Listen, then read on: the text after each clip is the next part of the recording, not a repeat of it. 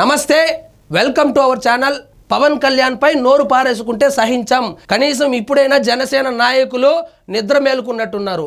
దువ్వాడ శ్రీనివాసు వారమేమో అవుతాంది 50 కోట్లు లంచం తీసుకున్నాడు పవన్ కళ్యాణ్ అని చెప్తే ఒక్కడంటే ఒక్కడు 21 మంది ఎమ్మెల్యేలు ఉన్నారు, 2 ఎంపీలు ఉన్నారు. ఏం చేస్తా ఉన్నారో నాకు అర్థం కాల. కనీసం కేసు పెట్టేదానికి కూడా యోగ్యత లేదు. కనీసం ఇప్పుడైనా ఎవరో నిద్ర లేచినట్టున్నాడు. చూద్దాం రండి ఎవరు నిద్ర లేచినారు. పవన్ పై నోరు పారేసుకుంటే సహించం. దువ్వాడ వ్యాఖ్యలపై మండిపడిన జనసేన నేతలు మండలి ఉదయభాను అనే ఆయన కృష్ణా జిల్లా ఇన్ఛార్జ్ అనుకుంటా. మండలి ఇది చూడండి. వైసీపీ నేతలకు దమ్ముంటే డిప్యూటీ సీఎం పవన్ కళ్యాణ్ పై చేసిన వ్యాఖ్యలకు ఆధారాలు చూపించాలని, లేకుంటే తమ జన సైనికులు వీర మహిళలు రాష్ట్రంలో తిరగనివ్వరని జనసేన పార్టీ రాష్ట్ర కార్యదర్శి ఏపీఐఐసి డైరెక్టర్ మండలి రాజేష్, జిల్లా జనసేన అధ్యక్షుడు సామినేని ఉదయభాను హెచ్చరించారు. హెచ్చరించడం కాదు, కేసులు పెట్టండి, పరువు నష్టం దావా వేయండి. మొత్తం 175 నియోజకవర్గాల్లో వేస్తే తిరగలేకుండా ఇంకొకసారి నోరు పారేసుకోవాలన్నా, ఇంకొకసారి ఆధారాలు లేకుండా మాట్లాడాలన్నా భయపడేటట్లు చేయాలి. కానీ ఊరికే ఇట్లా ప్రెస్ మీట్ పెట్టి మేము హెచ్చరిస్తున్నాం, మిమ్మల్ని తిరగనివ్వం, మిమ్మల్ని చేయనివ్వం, మిమ్మల్ని టిఫిన్ చేయనివ్వం అంటే ఎవ్వరు భయపడరు.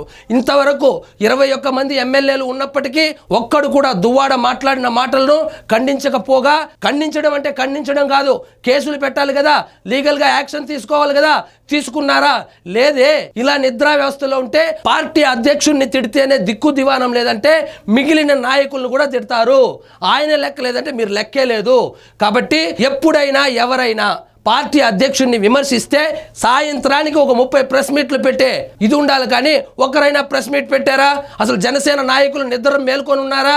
అసలు ఏం చేస్తా ఉన్నారు? మీరు కూడా ఏమైనా సంపద సృష్టిస్తా ఉన్నారా? అర్థం కావడంలా. ప్రతి వాళ్ళకు పదవులు కావాలి, ప్రతి వాళ్ళకు టికెట్లు కావాలి, ప్రతి వాళ్ళకు గౌరవం కావాలి. కానీ అధ్యక్షుడిని ఎవరైనా విమర్శిస్తే కనీసం ఒక ప్రెస్ మీట్ పెట్టి మీడియా సపోర్ట్ లేదండి, యూట్యూబ్ ఛానల్లో పడేయండి, ట్విట్టర్లో పెట్టండి, ఒక వీడియో తీసి చెయ్యరు. పదవులు మాత్రం అందరికీ కావాలా. కాబట్టి కనీసం ఇప్పుడైనా వీళ్ళు మేల్కున్నారు, మంచిది. పవన్ కళ్యాణ్ జోలికి ఎవరైనా వస్తే లేదా పవన్ కళ్యాణ్ని విమర్శిస్తే గట్టిగా సమాధానం చెబుతామని ఉదయభాను మరియు మండలి రాజేష్ అంట చెప్పారు. బానే ఉంది. ఇట్లాంటి ఉడత ఊపుళ్లకు దువ్వాడ శ్రీనివాస్ కాదు కదా, దువ్వెన మాధురి కూడా భయపడదు.